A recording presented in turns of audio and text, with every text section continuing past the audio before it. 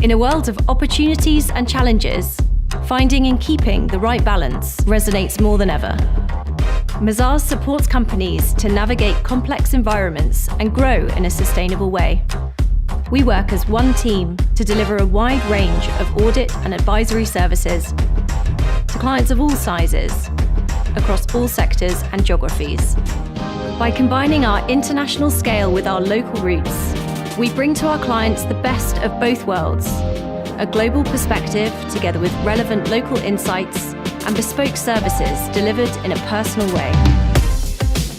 Our people are at the heart of everything we do. We invest in quality, expertise, innovation, and encourage an entrepreneurial and pioneering mindset, as well as independent thinking, with the aim to always do what is right for our clients and broader stakeholders. We are one international integrated partnership, which can rely on 40,400 professionals throughout 91 countries and territories. This year, we grew by 10.4%. Our values guide us in everything we do and have been the foundation of our growth. We will keep going above and beyond what is expected of us, today and tomorrow, to help build the economic foundations of a fair and prosperous world. Olá, boa tarde. Retornamos agora com o painel Compliance no âmbito das empresas remissadoras e instituições de pagamento e chamo aqui como moderador desse painel o senhor Geraldo Magela. Bem-vindo, Magela. Bom, primeiramente eu queria agradecer a Abracampo pelo convite, pela oportunidade de estar participando desse importante evento. Agora, na qualidade de moderador do último painel.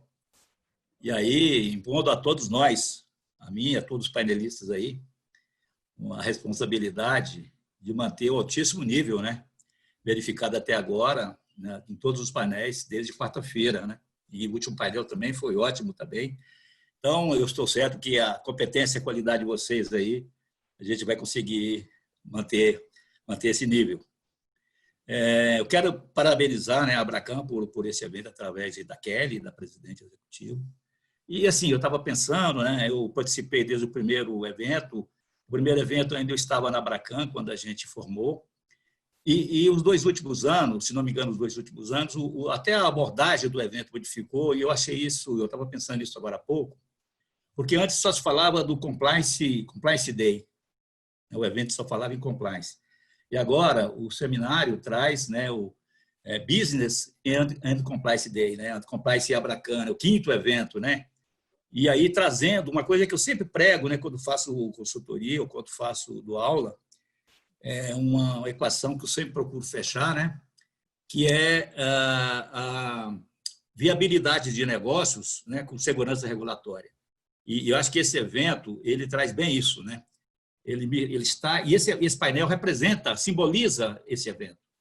Nós temos aqui hoje a oportunidade de combinar diversas características, não só de pessoas, mas também de meios e forma de pagamento, forma de remessa. Temos aqui a experiência do Daniel Trias, um batalhador antigo nessa área de remessa, que eu conheci ainda lá no MTC, se não me engano, Daniel, não sei, uns 8 anos atrás, e o Daniel todo ano batalhando por esse segmento, por esse nicho de mercado, sempre procurando fazer as coisas de uma maneira que possa melhor atender as pessoas que necessitam das remessas. Temos aqui o Carlos, que trazendo a parte da inovação, a inovação tecnológica, ou seja, a modernização dos processos. E temos o Juan para dar o devido suporte regulatório a todos nós, ou seja, negócio, regulação. Então, esse painel nos traz essa oportunidade de ter essa experiência, essa combinação de elementos que é imprescindível. E o painel anterior mostrou isso, onde o Ricardo, o César e o Citro falou da necessidade da formalização dos processos de remessa. E aqui nós temos a oportunidade de debater isso. Então, nós temos aqui conosco o Antônio Juan, do Banco Central, chefe de divisão do Departamento de Supervisão e Conduta. O Juan é um antigo amigo, um antigo companheiro de batalha lá no Banco Central, que nos conhecemos ainda no Departamento de Câmbio, Juan? fizemos muita coisa junto na época dos severos controles cambiais, você acompanhou bem a evolução desse mercado. Eu acho que você tem uma lembrança positiva do Decam. Se não tem dos colegas de trabalho, tem pelo menos, foi lá onde você conheceu a Rosana e com quem você está casado até hoje. Então, com certeza, né, você se recorda bem da época lá do departamento de câmbio. Né? Estou vendo aqui, você está no Banco Central desde 92, não é isso? 92. Então, nós nos conhecemos lá nessa época ainda. Na época ainda 92, ainda tínhamos alguns controles cambiais e você foi um dos grandes colaboradores que o departamento de câmbio teve naquela oportunidade. O Daniel, eu já falei aqui, né? O Daniel vem, né, representando aí a CACEFIM, que é uma associação de entidades, né, de instituições que tratam de remessa. O Daniel tem aí oportunidade, vai nos mostrar as características desse segmento, mas também o momento pelo qual essas instituições estão passando, né, Daniel? Eu acho que é isso que é importante da abordagem do painel. Nós não estamos aqui simplesmente falando de compliance, nós vamos falar também de negócio, de dificuldade de negócio, oportunidade que você tem de mostrar como o segmento pode evoluir sem estar desalinhado com a regulação. Acho que é essa que é a abordagem, né, que você imagina para esse segmento. Quer dizer, você quer trazer para uma linha alinhada, um sentido alinhado, né, com a regulação, né, com a legislação, mas você precisa de ter suporte operacional para isso, transacional para isso. Eu acho que isso é importante, né, ser mostrado aqui nesse painel.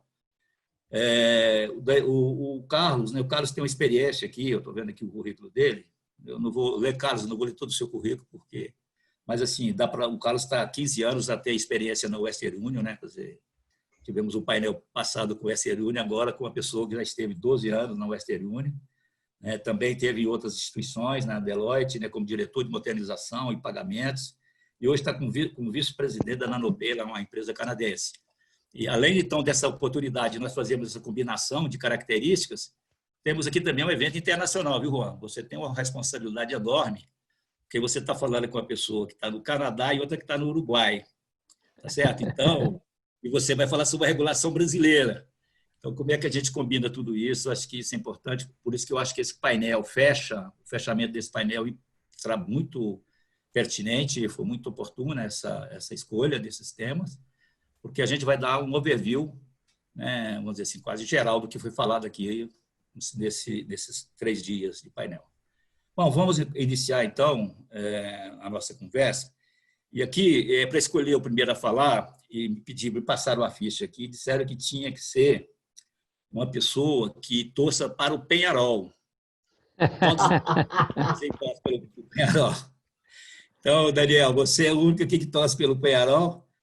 É o único, não. Mais de meio país. É um prazer estar com você mais uma vez. Tá certo? Fique à vontade aí. Vamos fazer aqui, só para dar uma coordenação do painel. Cada um vai expor durante uns 15 minutos. E depois, eu vou acompanhar aqui as perguntas que vierem, que foram colocadas aqui no Q&A aqui, e na medida do possível eu vou recheando a conversa com essas perguntas. Mas, enfim, fica à vontade, né? O Daniel tem uma apresentação a fazer, então vamos lá, que eu já consegui atrasar o painel um pouquinho e depois do final... Boa tarde a todos, sejam bem-vindos. Eu sou uruguaio, como falou, da torcida de Peñarol, como falou meu amigo Machel, CEO de DT Consultores e conselheiro do CACEFIM, que é a Comissão Financeira do Mercosul, integrada por Uruguai, Argentina, Paraguai e Brasil. Eu quero agradecer à diretoria da Abracan, sua equipe, Amanda, Renata, a todos, a Geraldo Machel e principalmente a senhora Kelly, que é o presidente da Abracan e também do CACEFIM, pelo convite e honra de compartilhar com você este painel, onde tentaremos dar nossa visão dos problemas que as instituições financeiras, principalmente no Banco do Mercosul, têm, suas possíveis soluções e que está sendo feito em termos de compliance. E principalmente que estamos sofrendo em relação a fenômeno chamado de risco, que nem mesmo a pandemia conseguiu conter. Também eu quero fazer uma pequena homenagem a um grande homem que graças a ele aprendi a querer e a conhecer o Brasil. Foi um grande amigo que todos conhecem, que já morreu, Emílio Garofalo Filho, a quem quero agradecer também estar aqui participando e falando sobre este assunto tão importante para o Brasil e toda a América Latina. Agora vamos lá, vou apresentar a CECEFIM. CECEFIM tem um nome muito longe quando surgiu ela, que é Comissão Internacional de Associações, tudo o que aí diz. Está integrada por a Abracam, que vocês já conhecem, a CCP, que é a Associação de Câmbio de Paraguai, CADECAC, que é a Câmara Argentina de Agentes e Casas de Câmbio de Argentina mesmo, e CESFUR, que é a Câmara de Entidades Financeiras de Mercado de Uruguai. Todas elas, importantes, todas elas são autorizadas e reguladas por Banco Central e por os organismos da Unidade de Inteligência Financeira de cada um dos países. Então, vamos lá. Próximo. ¿Por qué surge la necesidad de reunir asociaciones en un ámbito común? Se unen para tener fuerza y atingir objetivos comunes. Esas asociaciones en un ámbito común que fue feito en Miami, en la IMTC World, la cual soy advisor board, en el año 2016. Entonces, cuando hacemos la primera reunión de asociaciones de Brasil, de Paraguay, de Argentina, de Uruguay, de El Salvador, de los Estados Unidos, hay dos, incluso FIBA, que todo el mundo conoce, una de Inglaterra. O asunto tratado era o fenômeno de risco, fechamento de conta bancária. Fizemos um intercâmbio de experiência, como cada país administra a questão com suas particularidades, seguimento de respostas, apertura de fechamento de conta bancária locais e internacionais, porque também tem um de risco interno, que vamos falar. O próximo. Próximo, obrigado. Em novembro de 2016, fizemos um encontro em São Paulo, no dia do segundo Compliance Day da Abracam. E aí se constitui formalmente esse CECEFIM. Se assina um documento único a ser apresentado aos bancos centrais, à Unidade de Inteligência Financeira, que cada país tem um nome diferente, mas o conceito é o mesmo, ao Ministério de Fazenda de cada país, e a todas as organizações envolvidas, membros do Mercosul. O curioso deste documento é que foi apresentado o mesmo dia e à mesma hora, para estar todo alinhado. Eu tomei aqui os principais parágrafos deste texto, documento apresentado, que fala de o que é a definição de um de-risking, que simplesmente as instituições bancárias, abdicando de exercer sua função institucional e social de gerenciamento de risco, conforme recomendado por GAFI, interrompem, sem maior justificativa, as relações comerciais com pessoas, empresas e outras instituições financeiras, até do mesmo país. Os bancos têm que fazer um bom uso da abordagem basada em risco, como diz GAFI, mas fazê-lo e não abdicar. O que a avaliação eficiente, que escutei ontem, primeiro dia, e gostei muito, seja controlada pelo regulador, para saber se não estamos perante uma medida arbitrária e injusta de abuso de poder dos bancos fechando contas. E outro ponto que eu tomei desse texto foi o de solicitar a imediata intervenção das autoridades monetárias, respectivos reguladores, envio de uma diretiva ao mercado bancário, com o objetivo de cessar o abuso das instituições bancárias no uso do de-risking. É muito bom webinar que fiz o senhor Estrela com o senhor Geraldo Machela. Eles falaram sobre a diferença entre autonomia e independência. Ele disse que o Banco Central Europeu tem independência. Mas agora entendo por que eles acabaram com o de-risking. Porque enviaram uma diretriz a todos os países da União Europeia que se um banco fechar uma conta ou recusar abrir uma conta, eles devem informar a seu Banco Central. Por que está fazendo isso? tem que dar argumentos dessa ação. O próximo. Continuamos as reuniões em março de 2017, um terceiro encontro em Montevideo, e aqui em agosto de 2017 tivemos uma reunião em Buenos Aires com o chefe da UIF de Argentina e do grupo ECMO, o senhor Mariano Federici, que é seguro que o senhor Leal e Bernardo Mota conhecem também, e muitos de vocês. E o embaixador Eugênio Curia, que era presidente do Gafilat. Ambos daquele tempo. Fizemos uma reunião e um almoço. É lógico, um bom vinho argentino, a carne tem que vir a comer acá no Uruguai, que é melhor. Mas o resultado dessas ações, os bancos centrais, mas principalmente a unidade de inteligência financeira de cada país, estão preocupados por el passagem de negócios informais que se transferiam ao mercado informal, como consequência do risco. Aconselham dirigir o assunto ao seio do Mercosul, ser ouvido, se a CEFIN solicita audiência no Mercosul, encaminhar o assunto ao G20, transformar assunto operacional em um fato político como única opção. Esse foi o maior dos conselhos que a gente recebeu. Por quê? Para conscientizar e envolver os governos e organizações internacionais no problema, para que se tornem parte da solução. Se a CEFIN anuncia novas reuniões, porque tem outras associações da América Latina, incluso da Europa, da Espanha, ANAED, e de México, da América Central, que querem aderir a esta associação de CEFIN, porque estava tendo resultado bom. Em julho, a última reunião, em julho de 2020, logicamente virtual, dos 4 países, a senhora Kelly Massaro é nominada presidente de CEFIN por um período de 3 anos. É o próximo. Que vemos hoje no mundo da Money Service? Money Service Business. Caem operações, mudança da regra no mercado, aumento nos custos operacionais, o departamento de compliance para cumprir com regulamentos atuais, há uma baixa na rentabilidade das empresas, aumento de custos de transferência para o exterior, cobrados por os bancos que ainda têm e trabalham nesse produto, por o custo de transferência, aumento de risco, a ser expulso do grande banco, obriga a instituições financeiras a se refugiarem em pequenos bancos, que têm menores sistemas de proteção de lavagem de ativos. Em resumo, multiplica-se o risco que deseja evitar-se. A criação de oligopólio, outro problema que a gente está pegando de olho. A consequência, aumento de preços e incremento da informalidade.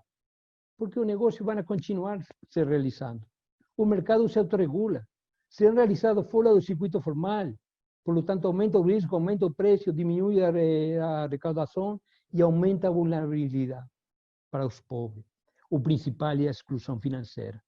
É o ponto mais importante, pois, ao fechar as contas da Money Service Business, em muitos países, principalmente os mais pobres da América Latina, a maioria da população fica sem acesso aos bancos. Estamos nos afastando cada vez mais dos processos inclusivos. E a próxima? A inclusão financeira, a próxima, Amanda.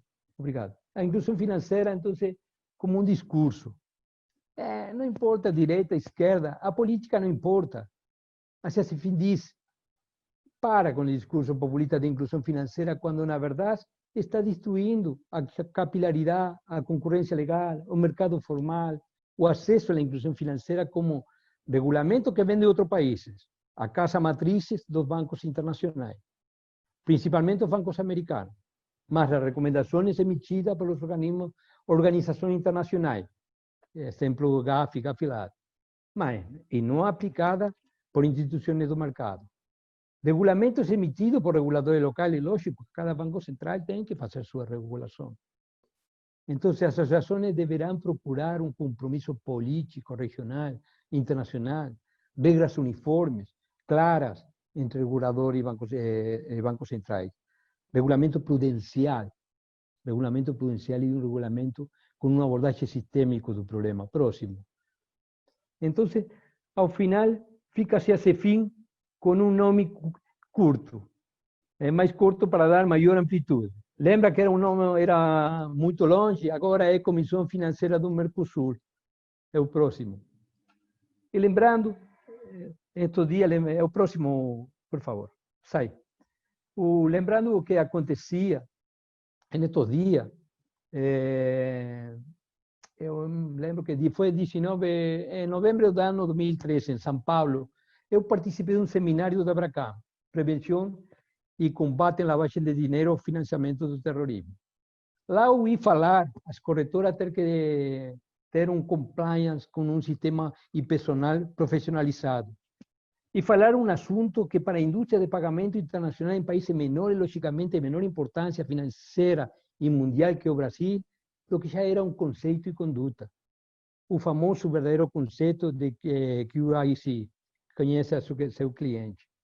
Esse foi um processo pelo qual a maioria dos países, como de muita regulação muito forte, como Colômbia, Espanha, México, e pequenos países como o Uruguai mesmo, e muitos outros de Latam já haviam passado, mas de que por eficiência própria, foi por necessidade, porque o fenômeno de de-risking já estava instalado na região, pelos eventos do ano 2001, o ataque das Torres Gêmeas, e 2008, a queda de Lehman Brothers.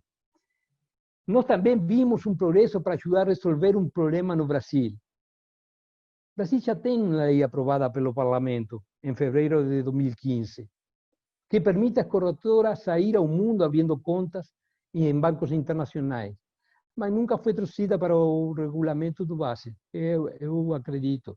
Depois você, se tem outra questão disso, me diz.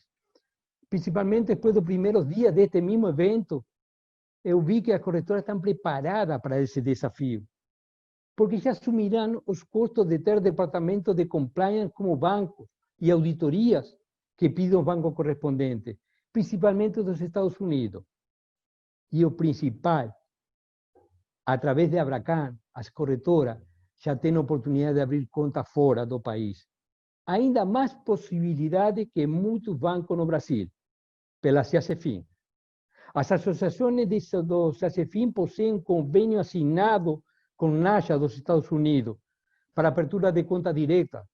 CADECAC, na Argentina, tem 12 contas ativas com 2 bancos, o United Bank e o British Bank. A CCP de Paraguai tem 8 contas ativas com o Tri-State Bank. CESFUR de Uruguai tem processo de abertura de conta com BBVA. Todos através de CACEFIN. E Abracam, eu acho que está em negociações com uma instituição financeira local, mas a grande saída seria pelo lado das contas bancárias diretas das corretoras no exterior do país, do Brasil. E eu não quero esquecer que ajuda e muito a recente criação do selo de conformidade para a governança em corretoras de câmbio, anunciado pelo seu presidente ontem, que fortalece e dá uniformidade ainda mais às melhores práticas. Eu acredito que seja a única associação de América Latina que faz isso. Parabéns, o processo de amadurecimento chegou. Eu me pergunto, se agora, Daniel, me pergunto, será a hora de um upgrade para a corretora de câmbio? Ainda mais ouvindo os palestrantes da Abracam ontem, a sua presidente, a senhora Kelly e o senhor Varanda. Vamos me explicar melhor, a dar suporte ao que penso. É curto, Marcela. Fica tranquilo. Eu vou chegar a tempo. Ontem eu vi, nos últimos 5 anos, que o Banco Central decretou a liquidação de 14 corretoras de câmbio, com aproximadamente 60 milhões de reais de multa, certo, Marcela? Além de inabilitação de administradores. Você sabe o que aconteceu apenas nos Estados Unidos? Desde ano 2009 ao ano 2016, diferentes bancos pagaram mais de 12 bilhões por infrações de anti-money laundering, de lavado de arquivos. Regularmente, regulamentos anticorrupção e sanções. Agora, foram publicados os FinCEN Files, fonte de Deutsche Welle e da BBC, podem olhar lá. O nome FinCEN, como você sabe, vem da Rede de Investigação de Crimes Financeiros dos Estados Unidos. É uma agência dependente do Departamento de Tesouro, que exige o relato de possíveis transações criminosas em dólares, mesmo que sejam fora dos Estados Unidos. 19 bancos nacionais e internacionais pagaram um total de 12 bilhões, como falei, em penalidades, multa e confisco, por violar a lei de lavagem de dinheiro e anticorrupção e sanções dos Estados Unidos. Também foi uma análise legal, que é um organismo de contralor dos Estados Unidos. Em termos gerais, o relatório refere as ações mais importantes no campo de compliance.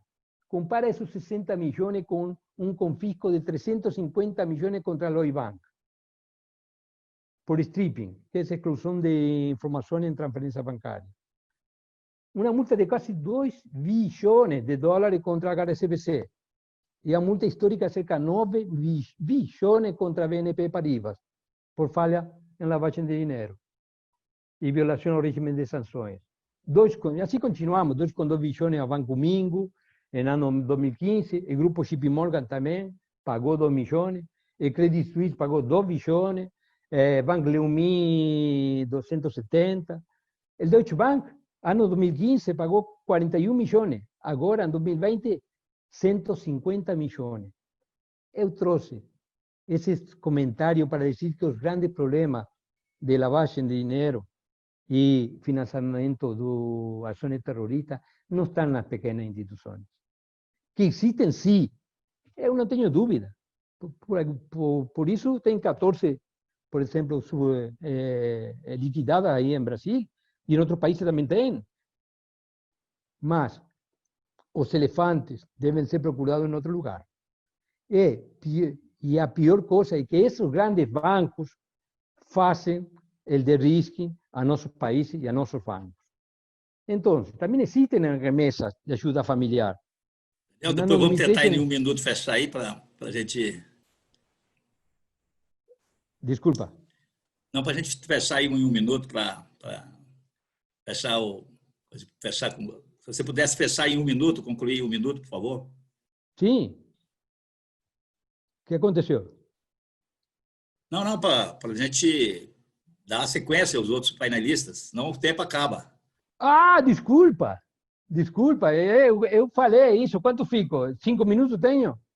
Não, agora já passou um pouquinho. Conclui em 1 minuto, por favor. Em 1 minuto, por favor. 2 minutos, desculpa. Eu pedi, Marcela, você avisar para mim. Não avisou. Vou reivindicar uma causa justa, para finalizar. Se Sebrae diz que as micro e pequenas empresas representam 99% do tecido empresarial do país, do Brasil. Participa aproximadamente 25% do PIB. Elas são fundamentais no novo normal. E quem está perto dela são as corretoras. Por isso, acho importante analisar se agora, para um upgrade e autorizar a abertura de conta bancária direta das corretoras com correspondente no exterior. Ter custo mais baixo para o cliente também é uma ajuda para encontrar maneira de acabar com a informalidade. Também maior política de controle de lavagem de dinheiro, financiamento, terrorismo, porque a corretora está mais próxima do cliente, conhecem a seu cliente, porque estão perto dele, moram no mercado. Desculpa se eu passei muito. Não, tudo bem. Tá bom. Eu quero finalizar só agradecendo. Eu não quis te interromper, porque você estava num raciocínio que seria... Marcela, por favor, eu sei que eu estou indo no tema e continuo. É só questão de tempo mesmo, é exiguidade de tempo. Agradeço mais uma vez a Abracam e sempre gosto de me despedir citando pessoas. Hoje a palavra é Nelson Mandela, que diz, e você tem muito que ver nisso, é da educação financeira que você faz através da Abracam, através das corretoras. A educação é a arma mais poderosa que podemos usar para mudar o mundo.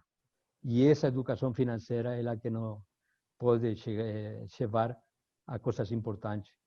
Muitas graças. Muito obrigado. Desculpa. Que é isso, Daniel. Não. Obrigado, Daniel. Acho que você, em poucos minutos, conseguiu resumir bem a situação, né, que você se propôs a fazer. Vários pontos estariam aqui para a gente debater. Talvez aí no final a gente possa fazer isso. Vou só fazer um comentário rapidinho, talvez aí falando um pouquinho com a procuração, sem procuração do Juan, mas talvez ele não pudesse falar, e coisa que eu convivi com esse problema quando eu estava indo no banco, que é a questão das contas das corretoras do exterior, né?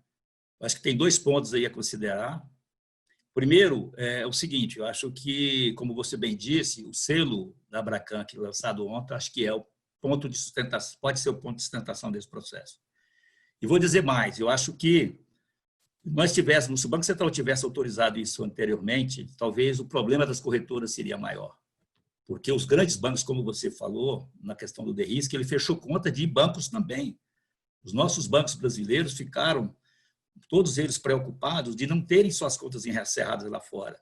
Então, é como aconteceu, né, em outros países aqui da América do Sul, se a gente não tivesse com a sustentação nesse processo, né, como está agora, eu acho que agora está mais consolidado, né, com esse, somente a partir do lançamento desse selo, acho que a Abracam vem fazendo ao longo dos anos um trabalho de trazer essa sustentação para o segmento, né, e inclusive bancos agora, né. Eu acho que talvez essa conversa no Banco Central seja em outro nível, né, dado não em função que mudou o pensamento do Banco Central, mas acho que mudou, né, a estrutura, né, de alinhamento das próprias corretoras, né? Acho que esse é um ponto. E eu digo mais, eu estou falando aqui meu nome, tá, Juan? Não estou falando pela minha visão. E o Banco Central sinalizou isso ao aumentar, né, para 300 mil o valor, né, de limite operacional das corretoras. Então, isso foi uma sinalização que o Banco Central deu de confiança no segmento, e o segmento tem que corresponder a essa confiança, né, com esse trabalho que está sendo feito agora. Eu acho que o selo da Abracam vem nesse sentido de dar a resposta a essa confiança. E eu digo assim, esse problema vai ser resolvido da forma como está sendo feito agora, né, de buscar reforço de compliance. E digo mais, acho que você também está certo em trazer para a associação essa discussão e levar nos fóruns adequados, os bancos centrais. Eu acho que você tem um fórum importante a levar esse assunto, que é no SGT4 também, onde todo o compliance né, do Mercosul é tratado. Então, lá você tem espaço onde o Banco Central também participa, talvez de uma maneira mais sistêmica e mais organizada. Isso é uma sugestão que eu faço a você. Mas, assim, acho que você colocou muito bem o problema, né? Quer dizer, há uma entrave em inclusão financeira internacional que você pode destravar através de mecanismos que sejam negociados entre regulador e regulado. Bom, Carlos, passo para você. Primeiro, retificando, né?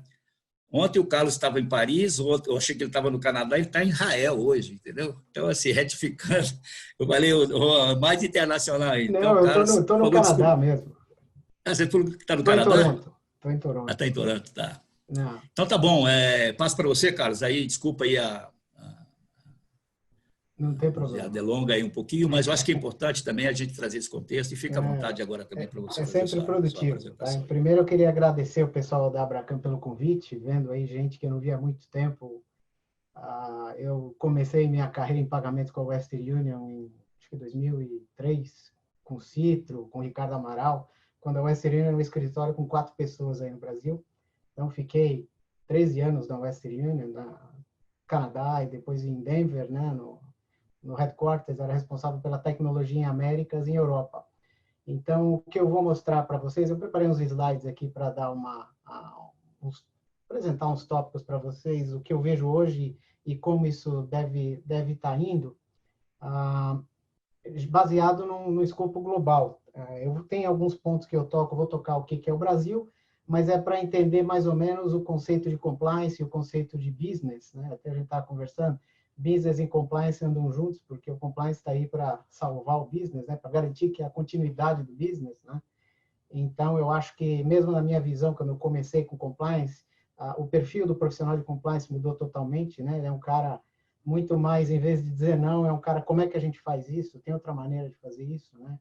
Por que você não vai desse jeito em vez desse jeito? Então, o compliance é muito mais um cara de business hoje em dia do que 100% regulador, né? Eu vou apresentar minha tela aqui. Eu só peço para... Magela, você pode confirmar? Você está vendo? Estão vendo? Tá bom. Tá, então, tá bem, Carlos. Tá, joia. Primeiro, eu só queria dizer que, para mim, tudo é um pagamento. Tá? A gente chama de remessa, mas a remessa nada mais é do que um pagamento internacional, né? Então, um pagamento é mover dinheiro de um A para B. O A para B pode ser daqui de uma conta para outra aí no Brasil, ou pode ser daí para Israel, tá? Com pagamento internacional. É claro que um pagamento internacional é mais complicado, mas tem outros fatores, né? Por exemplo, o câmbio. Mas, no fundo, é um pagamento, tanto doméstico como internacional, eles têm, baseadas as proporções, o mesmo compliance por trás, tá? Então, uma estrutura de pagamento, fazendo uma analogia com uma casa, basicamente é isso aí, tá? Eu não vou me ater a todos os componentes, porque vocês já devem conhecer, né? Quer dizer, o cliente só vê o teto, né? O cliente vê a experiência dele no aplicativo, lá no retail, lá na loja da Western Union, dependendo da interface que ele quer fazer o pagamento, né? Você tem os atributos do pagamento, que pode ser diferente, o tempo, se eu tenho visibilidade ou não, tá? Vocês devem saber, por exemplo, a diferença entre um SWIFT e um pagamento que vai ser, por exemplo, o Pix, aí, que vai ter visibilidade instantânea. Mas lá no fundo, na base, você tem o compliance, tá? Então, se você não tiver uma base sólida, que basicamente é o compliance, a fraude e a proteção da plataforma, que eu estou chamando aí de blindagem, né, ataque cibernético, se você não tem esses 3 pontos bem sólidos, você vai ter problema. Tá? É questão de tempo, é só esperar que você vai ter problema. Né? Então, o compliance é lá embaixo, mas é a base. Sem a base, você não consegue, essa casa não é estável. Tá? Então, baseado nisso, eu vou fazer uns cenários do que mantém, hoje em dia, uma empresa ou uma arremessadora acordada à noite. Quer dizer, o que hoje uma empresa ou uma arremessadora ou um banco, o que um board de um banco hoje, pensando em compliance, se preocupa, né? Então, primeiro, o balanceamento, porque a gente sabe que compliance não é algo barato, tá? Ainda mais, quanto mais complicado ele fica, mais caro ele fica, né?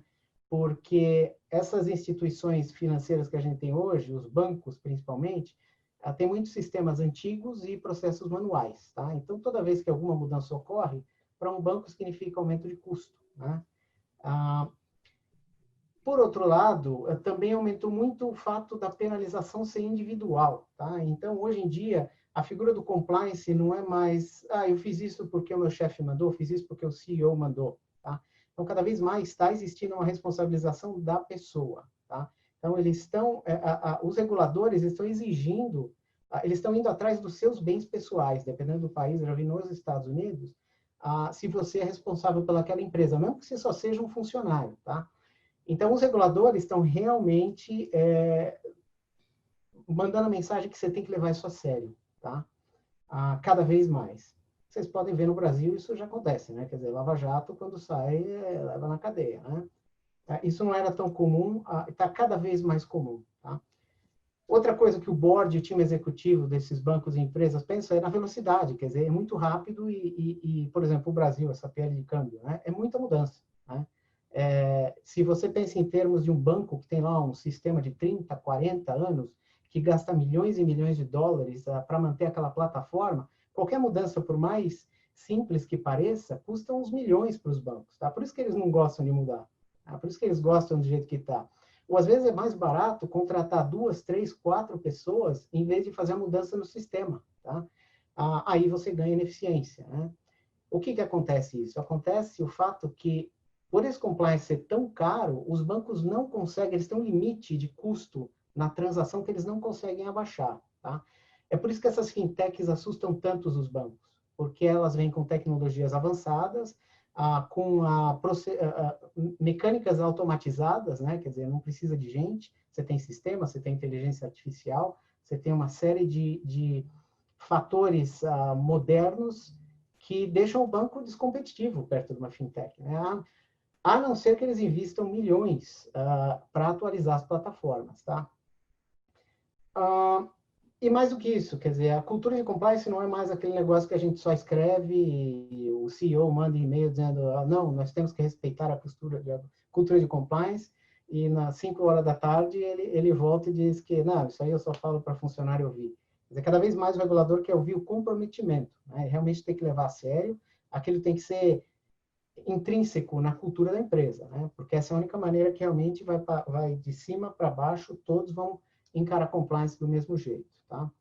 O time de compliance, por outro lado, está preocupado em se manter atualizado, né? Também estão lá de olho no orçamento e alocação de recursos, porque eles têm um recurso, por mais que aumente ano a ano, eles têm um recurso limitado, né? Privacidade é um negócio que cada vez mais vai se ouvir, tá? Para mim, privacidade, fraude e AML, eles andam juntos. Quando eu falo em cumprimento, em compliance, são esses 3 pilares, tá? Não vejo como separar, porque, por exemplo, a privacidade e o compliance, às vezes, eles são opostos, né? Então, é muito importante que esses 3 vão juntos para as regras não serem conflitantes do próprio Banco Central, tá?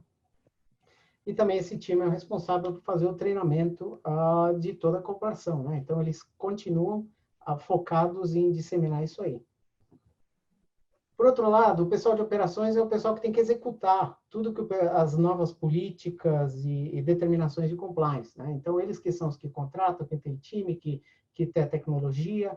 Então, mais e mais, operações e tecnologia, eles têm que estar tão a par quanto o oficial de compliance, né? Porque eles que têm que procurar soluções, né? Então, que tipo de soluções que a gente vai buscar? Quer dizer, tecnologia A para KYC, para KYB, como é que a gente faz, que nem o Ricardo Amaral estava falando, para usar o ID com a foto da pessoa para fazer identificação automática e não precisar contratar gente para fazer isso manualmente, né? Então, tem muita tecnologia surgindo no mercado, e é difícil até para o próprio regulador entender o que está acontecendo, né, e saber o que está por trás. Porque o regulador, cada vez mais, ele tem que ser um cara técnico, muito mais técnico, não só entender da mecânica, das leis, das regras, mas também tem que entender de tecnologia. Estamos chegando nesse ponto, tá? Eliminação de pontos de falha, quer dizer, cada vez mais o processo tem que ser straight through, né? Tem que ser eletrônico e quanto menos contato manual, melhor, tá? Para o banco ou para a arremessadora é melhor, porque não tem que custo, né? Quer dizer, quando o sistema toma decisão ou quando tudo é feito eletronicamente, é muito mais barato do que eu tiver que intervir manualmente numa transação, né? Então, o STP, que se chama, né, o Straight Through Processing, está cada vez mais simplificar e de maneira a um sistema conseguir conduzir a transação ponto a ponto, tá? E eu não preciso falar, o último o que tira o sono desses caras ataque cibernético e a plataforma, né? Porque principalmente agora, vocês estão vendo o Pix aí, está pipocando plataforma em tudo quanto é lugar, né? E esses, não necessariamente essas fintechs, eles têm know-how em termos do novo, do que pode ser, né? Da onde tem que se ir. Mas eles não têm know-how em termos do que é necessário, qual é a plataforma básica, né, do pagamento, o que eles têm que se proteger, que é assim, toda vez que eu lanço uma plataforma de pagamentos, demora no máximo 20 minutos para ela ser atacada, tá? No máximo. Criminoso está lendo o press release para saber quando vai lançar, para começar a atacar. Então, com esses caras não dá para brincar, eles estão sempre um passo à frente, né? Já colocando no sapato do regulador, tá? O que o regulador, que nem a gente estava falando, o regulador só tem aumento de vulnerabilidade, né? Tem que colocar nos shoes do regulador também para entender que a vida deles não está fácil, não está fácil. Então, cada vez mais tem inovação chegando. Então, tem as fintechs trazendo criptomoedas, tem trazendo sistemas descentralizados, né? Por exemplo, o blockchain, e outras inovações que têm prós e contras, né?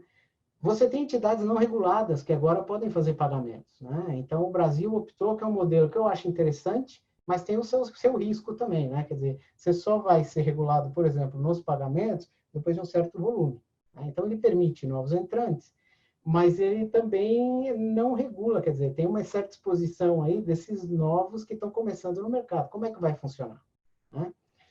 E auditoria? Como é que funciona a auditoria? Será que o Banco Central tem recursos para fazer auditoria do jeito que vai pipocar a fintech? Né? Então, o regulador também está tendo aí um tempo de adaptar as regras antigas, que nem o Damaso estava ontem falando, adaptar leis de 100 anos, e isso é o que eles estão vendo. Isso é o que está na frente deles, eles têm que aplicar a lei de 100 anos. Então, é complicado, né? Então, ainda bem que essa PL de câmbio vai sair, que vai melhorar muito, mas não para aí. Eu acho que isso aí não para aí. Eu estou citando também algumas regras internacionais, que nem a regra de câmbio, né? Porque não é só o Brasil. Muitas das coisas que o Brasil está fazendo são baseadas em coisas que já acontecem lá fora, né? E só tem a elogiar, tá? Porque o Banco Central é um dos bancos que eu estou vendo no mundo que estão sendo mais proativos, tá? Principalmente essa questão do PIX. Eu vi muito país falando que vai entrar, vai fazer, o próprio Canadá, tá? Eu trabalhei com o governo aqui, e até agora nada, tá? Então, ano que vem, o governo central, com Covid ou sem Covid, dia 16 de novembro, e vai ser dia 16 de novembro, tá? Por último, o futuro. De novo, o sistema de pagamento, é fácil fazer um sistema de pagamento, não é difícil. Qualquer moleque de 16 anos consegue fazer um sistema de pagamento. O complicado são os sistemas satélites, né, que realmente fazem a monitoração, fazem o onboarding, fazem a reconciliação. Então, todos os custos realmente do pagamento estão nesses sistemas satélites, não no sistema que move de A para B. Né?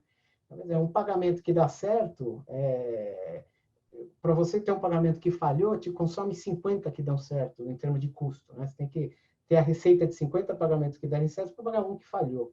Então, quanto mais automatizar esses sistemas satélites e rapidez, né? Porque eles geralmente são mais lentos que o sistema transacional. Então, o próprio Pix é um challenge que eles estão tendo aí agora, que o Pix é rápido, o Pix é instantâneo, mas o sistema de fraude não consegue ser tão rápido. Né? Então, como é que a gente faz? Então, no último aqui que eu estou falando, o CDBC é exatamente isso. Quer dizer, a gente estava conversando, acho que foi uma pergunta do Citro, sobre as cryptocurrencies, né? Existe uma tendência não de cryptocurrency, mas do Banco Central digitalizar a sua própria moeda, que é super válido. E a NanoPay, a empresa que eu trabalho hoje, ela constrói sistemas para rodar um país inteiro, tá? Então, por exemplo, o Pix poderia ser rodado na plataforma da NanoPay, porque esse sistema também é dimensionado para CBDC, tá? Então, a vantagem do CBDC é que você faz praticamente a economia que hoje está em papel moeda ser digitalizada. Tá? Aí a vida do regulador vai ser uma encrenca. Tem tanta coisa que o regulador acho não vê hoje, que vai começar a ver na hora que essa economia começa a ser digitalizada, que vai ser tanto trabalho que, olha, eu quero ver, estou curioso. Tá? Por outro lado, você tem a privacidade, né? Quer dizer, o regulador vai ver tudo, e como é que funciona a privacidade? A questão da privacidade está avançando muito, mas hoje é garantir que você dê o consentimento, né? Você tem que consentir. Ninguém pode fazer as coisas sem você consentir. O futuro, na verdade, vai ser você como um Facebook, né? Quer dizer, eu vou dar um exemplo, por exemplo, um banco, o Itaú. Né? O Itaú quer ser seu amigo no Facebook. Tá? Você vai lá, quando tem alguém no Facebook, você tem que aceitar. Né? Imagina que você tivesse que aceitar o Itaú, aí o Itaú veria a sua informação. E mais, o Itaú não gravaria a sua informação, ele só veria a sua informação, confirma, esse é o Carlos, legal, e ponto. Eu chequei que ele é o Carlos, eu sei quem ele é. No futuro, a biometria vai ser exatamente o identificador individual, né? Então, não preciso de usuário e senha, e o Brasil, poucas pessoas sabem, é o número 1 em transações biométricas do mundo. Faz 4 bilhões de transações biométricas por ano. Tá? E essas transações são conhecidas por terem fraude perto de zero. Tá? Então, tem muita coisa que vai acontecer aí. Só de novo, jogando aqui umas ideias. Eu já estou vendo coisa acontecendo. Essa questão da privacidade já tem alguns softwares funcionando que eu já vi aqui no Canadá. Não é algo que está tão longe. O Brasil já fez o mais difícil, né, que é digitalizar o dedo de praticamente todo mundo que vota, todo mundo que tem conta em banco, já tem muita biometria cadastrada aí no Brasil. A questão agora é só como é que se conversa, né? Como é que eu garanto que o dedo que eu pus no Itaú volta para mim? O Itaú não vai ter informação minha lá. Né? E quando eu quiser dar o meu dedo para um banco B ou banco C, ele me pergunta, ele me pede consentimento, e eu revoco esse consentimento quando eu quiser. Tá? Então, privacidade vai tornar as coisas bem mais interessantes no futuro. Tá? E para compliance, imagina se você não tem mais a informação, se realmente eu sou o dono da minha própria informação, eu sou o dono da minha conta, tudo descentralizado, seria 100% descentralizado. Então, o sumário, eu acho que dessa introdução aqui, as coisas vão complicar. Por outro lado, quando você descentraliza, o risco de ataque cibernético desaparece. Tá? Se não existe a minha informação, de novo vou citar o banco, no banco o banco não consegue me atacar lá porque eu não estou lá, né? Não existe informação privada minha lá. Se eu uso o meu dedo para fazer a autenticação, não tem como burlar, tá? Porque a tecnologia que usa no Brasil, a de biometria, ela é tão sofisticada que ela Desculpa, é como se Carlos, fosse você uma... consegue em um minuto concluir para a gente? Consigo. Porque eu estou pressionado pelo tempo aqui. Não Desculpe. tem problema. Então, só para terminar, é muito avançada, ela garante que o seu dedo não é de borracha, que realmente é como se fosse um ultrassom do dedo, tá? Então, tem muita coisa chegando. O Brasil tem muita coisa já pronta e ele é um belo candidato para inovação, tá? Esse é um dos motivos que a NanoPay está também investindo no Brasil. Tá? Acho que é só isso, Geraldo, para começar. Obrigado, Carlos. Desculpa aí que... Como aqui. Sem problema. Não, eu teria até alguns comentários a fazer do que você falou, acho que muita coisa importante. A questão da criptomoeda, só reforçando o seu entendimento, acho que os bancos centrais vão realmente emitir sua própria moeda digital, né? Isso para mim, irreversível. O Banco Central, inclusive, já criou um grupo de trabalho, né, nesse sentido. A questão da criptomoeda tem aspectos monetários a serem considerados, como é que o gerenciamento da política monetária tem que ser feito. Ronald, amigo, você ficou para fechar não só o painel, mas esse importante evento aí de 3 dias, né, feito pela Abracan. Então, a palavra está com você, meu caro. Fique à vontade. Ok, então vamos lá, né? Primeiro um aviso, pessoal, o happy hour ficou um pouquinho mais tarde, tá? Então, segura um pouquinho aí, alguns minutos, que a gente vai falar um pouquinho mais. Bom, em primeiro lugar, claro, agradeço a Abracan, né, pelo convite, a Kelly, os colegas aqui do painel, o Carlos, Daniel, o grande amigo Geraldo, de longos tempos do Decan também. E eu vi até que alguns amigos também do Decan e do SIC também estão aí na lista dos participantes aí, do pessoal que está assistindo. Bom, vamos lá. Tem muito assunto aqui, muita coisa para a gente falar, né? Mas eu vou tentar ser o mais sucinto e cumprir aí com um tempinho aí de uns 15 minutos. De fato, acho que a primeira coisa a gente tem que contextualizar um pouco o ambiente que nós estamos vivendo. É um ambiente de mudanças e mudanças muito rápidas. Se a gente for fazer uma linha do tempo, desde a Revolução Industrial e até antes da Revolução Industrial, a velocidade com que as mudanças vêm ocorrendo é crescente. Cada vez você está começando a se preparar por alguma coisa que no instante seguinte já virou coisa passada, já não funciona mais, já não tem a mesma efetividade, já não tem a mesma eficácia. Então, é muito difícil você atuar num cenário desses, de mudanças muito rápidas, não só no papel do participante do negócio, no papel do sistema financeiro, no papel das empresas, de uma forma geral, como também no papel do governo, no papel de um órgão regulador supervisor, né? Realmente, como foi falado, o Banco Central está bem com uma postura bastante, vamos dizer assim, efetiva, ou ousada até, de acompanhar essa velocidade, ou tentar acompanhar essa velocidade, que não é muito fácil, né? A gente, nesse processo de mudança de norma, de mudança legislativa, a gente tem que contemplar novos entrantes, como foi falado, novas tecnologias, novos meios de pagamento, novos ativos, coisa que a gente nem imaginava há 10 anos atrás, ou até menos. Mas a gente tem que compatibilizar isso com o combate, no caso nosso aqui falando especificamente, combate ao uso do sistema financeiro para práticas criminosas, efetivamente para lavagem de dinheiro.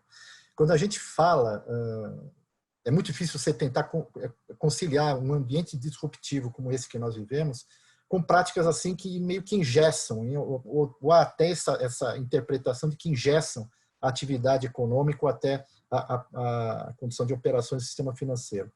Mas, na verdade, vamos dizer assim, entre aspas, é um mal necessário. Eu acho que quando a gente fala em conformidade, em compliance, a gente fala muito também em compromissos internacionais, particularmente com o GAFI, mas vai muito além disso. Eu acho que o Banco Central e os outros órgãos, CVM, SUSEP, enfim, a sociedade como um todo, o Ministério Público, Polícia, não estão preocupados com uma avaliação positiva do GAFI no ano que vem, por exemplo. Isso é secundário. Na verdade, a avaliação do GAFI ela tem que refletir, tem que tirar um retrato positivo do país. E, acima de tudo, a gente tentar blindar a nossa sociedade, de uma forma geral, para o uso do crime organizado, para lavagem de dinheiro de origem em práticas de corrupção e por aí vai. Isso é que é o principal. E tentar conciliar os custos derivados, os custos oriundos da conformidade com as normas, que devem seguir esses princípios internacionais, e mais do que princípios internacionais, devem seguir esse grande objetivo que é combater o crime, né?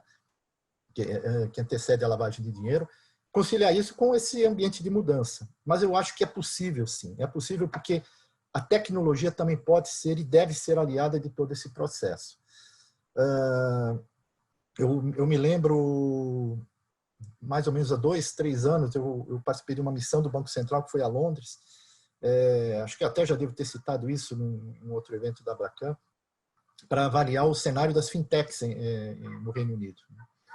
E era um cenário bastante efervescente, porque estavam surgindo aquelas empresas, surgindo não, já tinha unicórnios no segmento de peer-to-peer lending, enfim. E a gente sabia que nos primórdios, no início dessas empresas, havia justamente esse questionamento. Vai haver distorções, vai haver essas fintechs vão causar assimetrias no mercado, elas vão ter normas mais flexíveis do que os grandes bancos, enfim. E tudo se ajeitou, na verdade. Ou seja, cada um teve o seu nicho de mercado, vamos falar assim, garantido. Ou seja, os grandes bancos acabaram, que não atendiam bem a parcela significativa da população e as pequenas e médias empresas, acabaram se concentrando no nicho que para eles era muito mais lucrativo das grandes empresas, do private bank, por exemplo. E essas empresas, essas fintechs, se concentraram oferecendo custos mais baixos justamente para a pessoa, para as camadas de baixa renda, para as pequenas e médias empresas. Então, houve uma acomodação. Claro que todo processo disruptivo traz algum ruído, traz algum choque, traz algum pequeno tremor de terra, um terremoto, mas depois o que se verifica é uma acomodação e o mercado segue em frente. Eu vejo da mesma forma aqui no Brasil.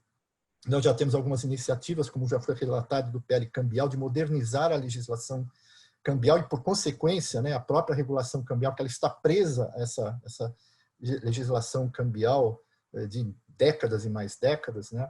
Outras iniciativas do próprio Banco Central, como a regularização ou a regulamentação dos peer-to-peer lending, que aqui receberam o nome de Sociedade de Empréstimo entre Pessoas.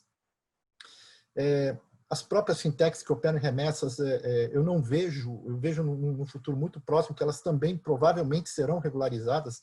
Não há como fugir desse caminho de modernização, e obviamente isso significa risco para aqueles que já estão no mercado, mas também significa oportunidades. Como foi dito, é uma moeda, acho que no painel anterior, são dois lados da mesma moeda, riscos e oportunidades estão na mesma moeda e cabe cada um tentar aproveitar as oportunidades que surgem. O próprio PIX, que é um processo revolucionário, capitaneado pelo Banco Central, se insere nesse cenário de mudanças, de inovação, que vem sendo, até diria, patrocinado pelo Banco Central. Então, o que eu vejo é um Banco Central muito, vamos dizer assim, seguindo junto com esse caminho de modernidade de todo o mercado financeiro, da sociedade em geral. Tá? Falando especificamente, então, agora vou falar um pouquinho da nova norma, né, e como ela se aplica a esses novos entrantes, né, falando particularmente do segmento de instituições de pagamento. Né. A 3978 ela está baseada na abordagem baseada no risco. O Gerson, no primeiro dia de painel, apresentou muito bem os principais conceitos, os principais pilares dessa nova norma. E o pilar principal é justamente a abordagem baseada no risco. E abordagem baseada no risco por quê?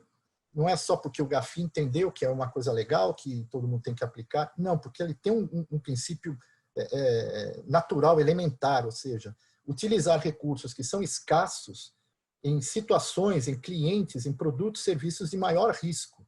E aqueles produtos, clientes, serviços, enfim, de menor risco, você aplica menos recursos. E, de novo, uma coisa, às vezes eu sou muito chato em algumas apresentações, porque eu sempre bato na mesma tecla. Quem está assistindo aqui a terceira, quarta vez que eu participo de uma live, vai me ver repetindo pela terceira, quarta vez.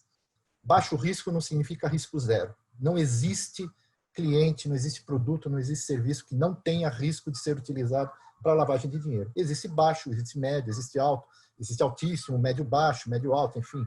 Isso é um conceito que cada instituição financeira vai adotar na sua avaliação interna de risco. Mas não existe risco zero. Enfim.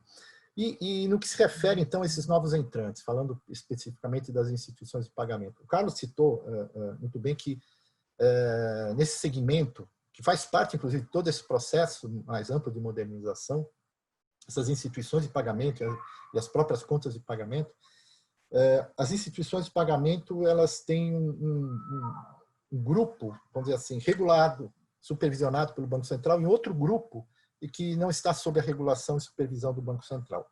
Isso poderia gerar uma assimetria.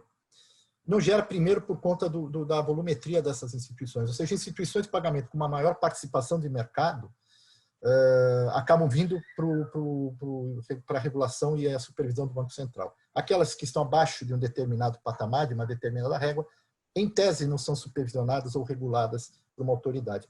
De fato, não são reguladas por uma autoridade, mas a norma, a própria 3978, previu essa situação quando ela estabelece que aquelas subcredenciadoras, IP subcredenciadoras, que não são autorizadas pelo Banco Central, elas devem abrir as suas operações para as credenciadoras. De novo, eu vou reforçar o conceito, subcredenciadora não autorizada pelo Banco Central. Eu já ouvi já vi um zoom no mercado, um ruído no mercado. São todas as subcredenciadoras? Não. Subcredenciadoras não autorizadas pelo Banco Central, como está previsto no artigo 31 da 3978, tem que abrir as informações sobre o beneficiário das operações para a credenciadora. E quando fala em beneficiário, a gente fala na identificação do beneficiário, CPF, CNPJ, nome e valor e data da operação, porque não tem como você identificar a transação sem essas informações. Então, e também que a credenciadora é responsável pelo conhecer os procedimentos e controles de PLD dessa subcredenciadora não autorizada. E o porquê disso? Porque aquelas que já são autorizadas já estão sob a supervisão do Banco Central.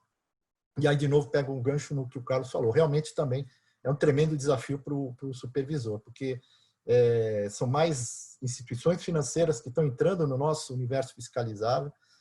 O Banco Central desenvolveu, usando tecnologia, né, um procedimento, uma metodologia de supervisão remota que tem trazido resultados excelentes para a supervisão do Banco Central.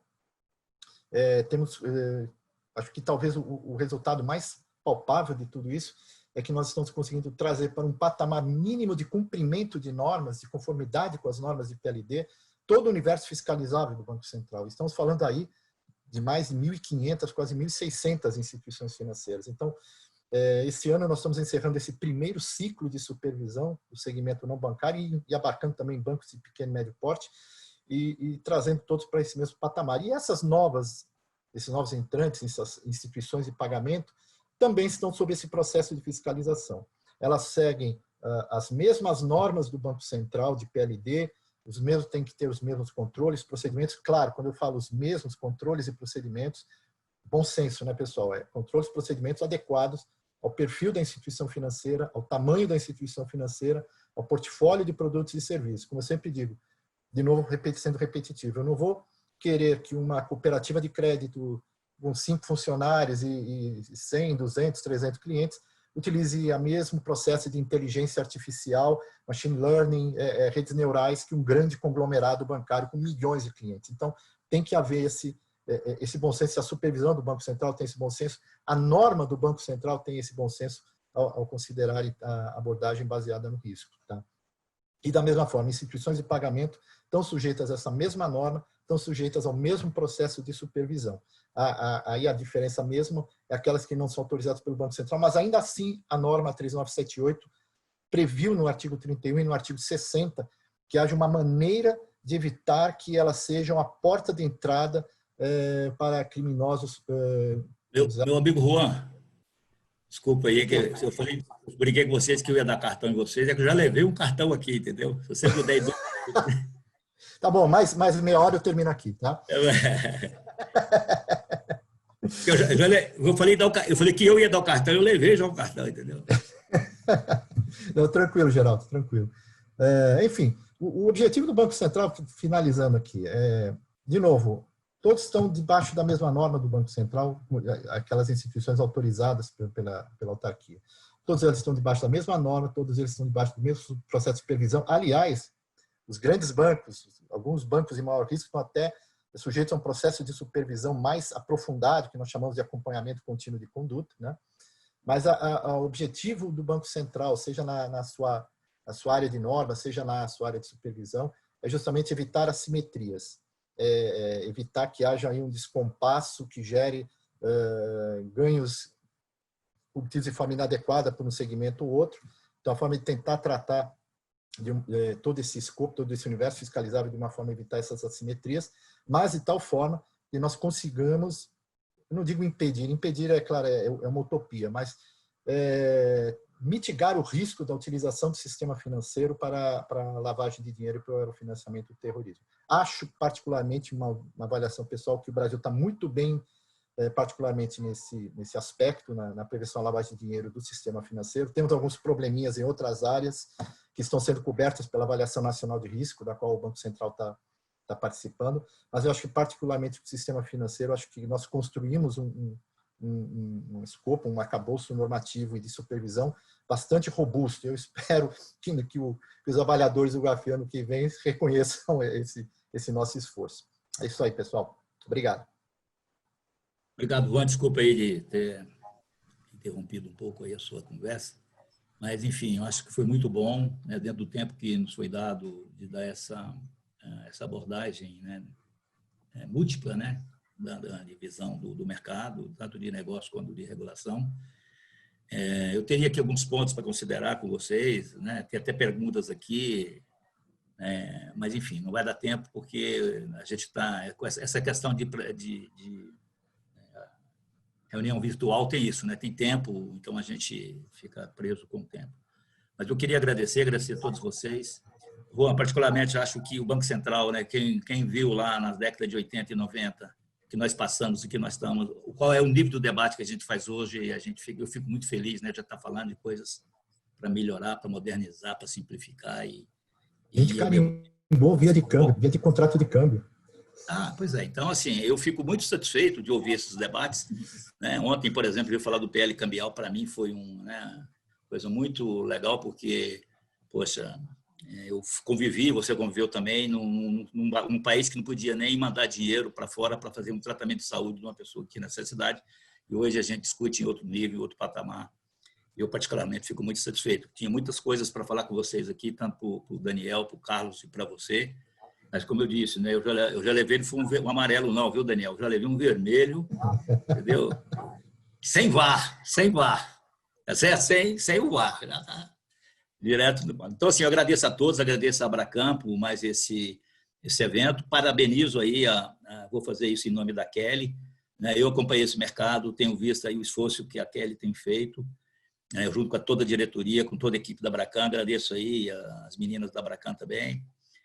Por todo o empenho, o apoio, e parabenizo, né, porque esse seminário mostra que a Abracam está no caminho certo e vocês estão no caminho certo, e certamente as coisas vão melhorar em todos os sentidos. Amanda, desculpa aí ter passado o tempo, mas acho que eu não podia interromper, dada a riqueza, né, das conversas e os conceitos e os argumentos que estavam sendo colocados. Eu preferi me punir pelo um pouquinho de excesso no tempo do que cortar, né, as conversas, tá bom? Obrigado e desculpe pela passada do tempo aí, adicional aí, né, do que você tinha marcado, tá? Muito obrigado. Obrigada a você, Magela. Agradecemos mais uma vez aos senhores painelistas. Que prazer ouvi-los. Gostaria de convidar o senhor Tiago Ramos, coordenador de pós-graduação da Unip. A Unip está nos oferecendo um curso de pós-graduação EAD para esse sorteio. Tiago, bem-vindo.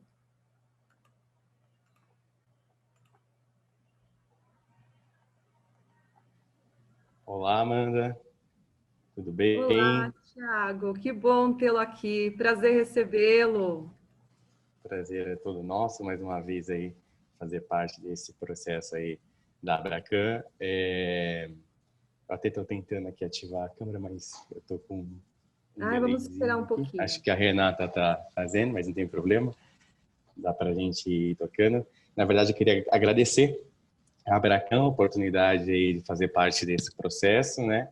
Essa participação aí, agradecer a Kelly, toda a equipe da Abracan. Em nome da Unip, aí, essa parceria que a gente vem desenvolvendo especificamente do curso do MBA em Câmbio, em Práticas de Mercado. E, na verdade, hoje a gente oferece não só esse curso, né, num todo, mas a questão do EAD é o que a gente vai concorrer hoje com todos os participantes aí, todos os associados. E a gente super agradece essa disponibilidade aí, parabeniza mais uma vez essas estratégias que a Abracan vem desenvolvendo no mercado. E é sempre um prazer estar com vocês. E vamos aí para o sorteio para ver quem vai ser o nosso novo aluno aí da pós-graduação EAD. Vamos lá, Thiago. Desejo a todos os nossos participantes muito boa sorte. E vamos ver quem será o sortudo ou a sortuda de hoje. Rodando, equipe. Paulo Fukuda. Paulo Fukuda é o felizardo de hoje. Parabéns, Paulo. Nossa equipe entrará em contato contigo. Parabéns, Paulo. Seja bem-vindo à Universidade Paulista. E também pode passar o número do meu celular para ele, viu, Amanda? Caso ele tenha algum problema, qualquer dúvida, eu estou aí super à disposição e super agradeço a participação de todos aí. Nós que agradecemos mais uma vez, Thiago, a sua iniciativa e a iniciativa da Unip. Muito obrigada. Gostaria de aproveitar agora e passar a palavra à senhora Kelly Massaro, presidente executiva da Abracan. Bom, boa noite a todos. Obrigada, Thiago Ramos, em nome representando a Unip, fazendo esse oferecimento desse MBA para os nossos associados. Parabéns ao Paulo.